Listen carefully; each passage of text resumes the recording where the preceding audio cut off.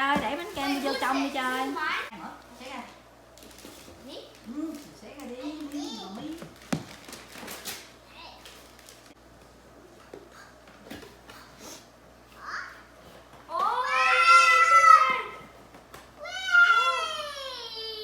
Wow. Nói đi, lấy ra. Lấy ra.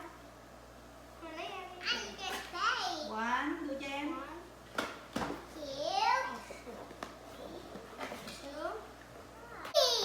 Chocolate egg. Cái đó của anh hai ăn đó, để chơi cho em. Whoa. Yo, what is that? What is that? It's so big. It looks like a big jacket.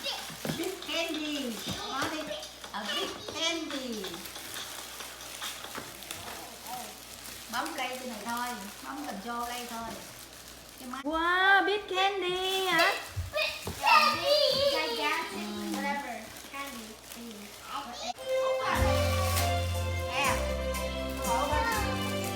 Số này. What's so big? Oh. Số này